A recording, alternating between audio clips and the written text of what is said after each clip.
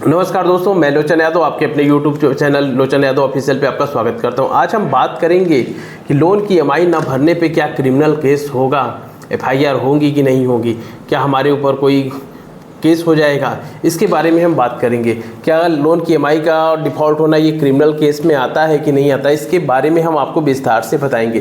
क्या यह सिविल का मैटर है कि क्रिमिनल का मैटर है। जो आप लोग अगर लोन डिफ़ॉल्ट होता है तो आपकी बातों में ये चीज़ें दिमाग में आने लगती हैं कि मेरे ऊपर क्रिमिनल केस हो जाएगा, क्योंकि जो रिकवरी वाले होते हैं, बैंक वाले होते हैं, वो आपको कहेंगे कि आपके ऊपर क्रिमिनल कार्रवाई हो जाएगी, आपको जेल हो जाएगा, तमाम चीज़ें बात करती हैं। तो उसमें कितनी सच्चाई है, क्या क्रिमिनल केस होगा कि सिविल का मैटर है, इसके बारे में हम आपको बताएंगे।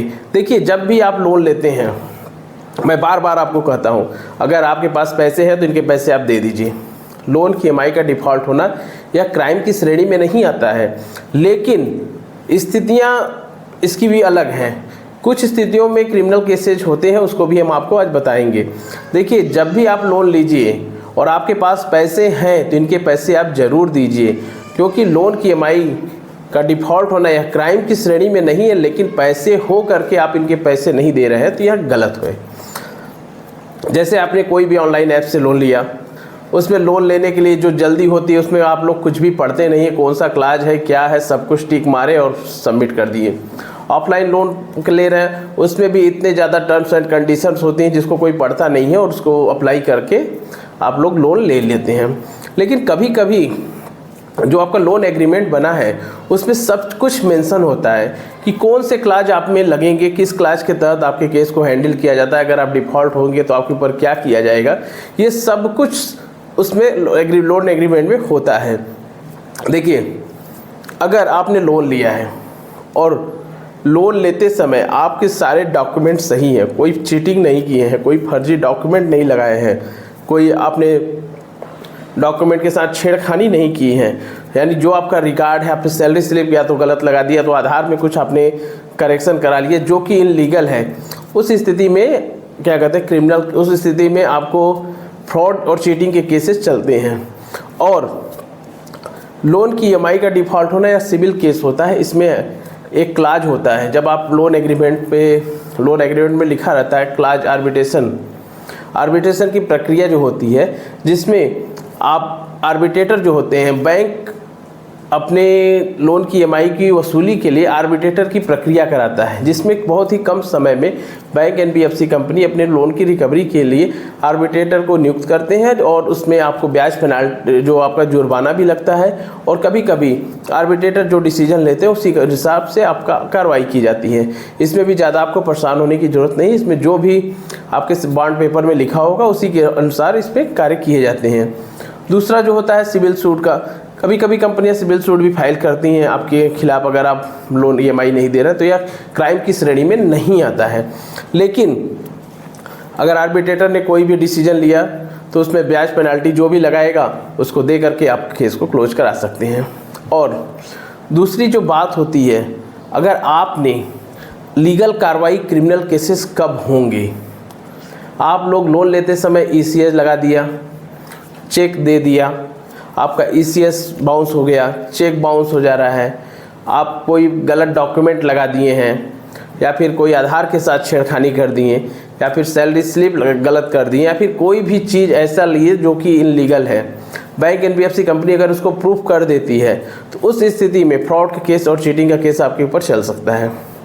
देखिए, कभी कभी आप लोगों को लगता है कि मैंने तो सारे डॉक्यूमेंट सही दिए हैं, सब कुछ सही है, उसके बाद भी आपके ऊपर क्रिमिनल एक्शन लेने के लिए बैंक एनबीएफसी कह रहा है। तो ईसीएस, अगर आपने ईसीएस को एक्टिवेट किया है, ईसीएस मैंने आपने बैंक को अथॉरिटी दी है कि इस पर्टिकुलर डेट पे आपकी ईएमआई डिडक्ट हो जाती है।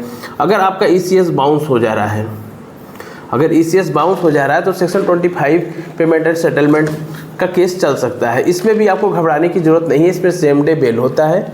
और अगर किसी कारणवश इसमें सेम डे बेल हो रहा है, अगर कोई पनिशमेंट और कोई पेनाल्टी लग रही है, तो अगर आप चाहते हैं इससे बचने के लिए तो आप जो बैंक के पैसे हैं उसको दे करके इस लोन को क्लोज भी करा सकते हैं, इस केस को भी क्लोज करा सकते हैं, या फिर आप सेटलमेंट की तरफ जाएंगे और जैसे ही आपका सेटलमेंट होगा ये सारे जो केस हैं ये ख़त्म हो जाते हैं। ये सेम डे बेल होता है, इसमें आपको परेशान होने की ज़रूरत नहीं है। लेकिन अगर आपने कोई चीटिंग कर दिया, फ्रॉड कर दिया, बैंक एनबीएफसी कंपनी को लग रहा है कि नई व्यक्ति ने गलत डॉक्यूमेंट लगा दिए हैं, तो उस स्थिति में चीटिंग और फ्रॉड के केस चलते हैं। दूसरी बात, अगर लोन की ईएमआई डिफ़ॉल्ट हो जा रही है, आप नहीं भर पा रहे हैं, आपकी स्थिति नहीं सही है, आपको लगता है कि मैं आगे से लोन नहीं भर पाऊंगा, तो मैं बार बार कहता हूं कि प्रायर नोटिस तो आप लोग दे ही दीजिए। प्रायर नोटिस में आप लोग बैंक एनबीएफसी कंपनी को अपनी स्थिति परिस्थिति के बारे में बताएंगे, प्रायर नोटिस देंगे कि हमारी स्थिति नहीं है, जैसे सही हो जाएगी हम पेमेंट कर देंगे। इसको किसी भी एडवोकेट या फिर अपने से या फिर लीगल एक्सपर्ट से बनवा करके बैंक को भिजवा दीजिए, क्योंकि यही आपको रामबाण है और ये आपको बचाएगा भी और सेटलमेंट में भी आपको रियायत दिलाएगा। तो अगर नहीं भर पाते हैं तो प्रायर नोटिस तो सबसे पहले दे ही दीजिए। उसके बाद कुछ बिल्कुल डिफ़ॉल्टर होते हैं जिनके पास पैसे हैं, नहीं दे रहे हैं, उनकी मानसिकता ही गलत है। उनको लग रहा है कि बैंक एनबीएफसी कंपनी कुछ नहीं कर पाएंगे। तो देखिए, जो जेन्युइन होता है उसके लिए तो सही है, उसको बैंक उसकी बातों को जानेगा, लेकिन जिसके पास पैसे हैं और नहीं दे रहा है, बिल्कुल डिफ़ॉल्टर है, बैंक को लगता है कि नहीं ये व्यक्ति पैसे नहीं दे रहा है, तो ऐसी स्थितियों में उनके लिए दिक्कतें बढ़ सकती हैं। देखिए, अगर आपके पास पैसे आ गए, लोन चल रहा है, केस चल रहा है आपका, अचानक पैसे कहीं से आ गए, आप सेटलमेंट की तरफ जा कर के अपने लोन को सेटलमेंट करा लीजिए, केस क्लोज हो जाएगा। लोन को सेटलमेंट की तरफ जाइए, या फिर लोन रीपेमेंट कराना चाहे तो रीपेमेंट करा लीजिए, और जिससे कि रिकवरी एजेंट्स हरासमेंट को भी आप लोग खत्म हो सके। अगर कोई भी दिक्कत होती है तो सबसे पहले आपको क्या करना है, प्रायर नोटिस दे दीजिए। प्रायर नोटिस के बाद जो भी नोटिस आए उन नोटिसों का आपको जवाब देना है। अगर आर्बिट्रेटर की प्रक्रिया आ रही है तो आर्बिट्रेटर की प्रक्रिया को कराइए। उसके बाद आर्बिट्रेटर द्वारा जो डिसीजन आ रहा है उसका भी एग्जीक्यूशन होगा, उसके बाद अप्लाई होगा। ये सब चीज़ें हैं कि क्रिमिनल केसेस कब होते हैं कि नहीं होते हैं। लेकिन अगर आप बिल्कुल डिफ़ॉल्टर नहीं हैं, आपके पास जेन्युइन कोई रीज़न है, तो आपके ऊपर उतनी कार्रवाई नहीं होंगी। लेकिन अगर आपने कोई गलत डॉक्यूमेंट लगा दिया, बैंक के साथ कोई फ्रॉड कर दिया, या फिर आपने कुछ गलत इनलीगल डॉक्यूमेंट दे दिए लोन लेते समय, तो आपके ऊपर चीटिंग और फ्रॉड के केस हो सकते हैं। इन्हीं के साथ हम आज का वीडियो समाप्त करते हैं। वीडियो अच्छा लगे तो चैनल को लाइक शेयर सब्सक्राइब जरूर करिए। जय हिंद, जय भारत।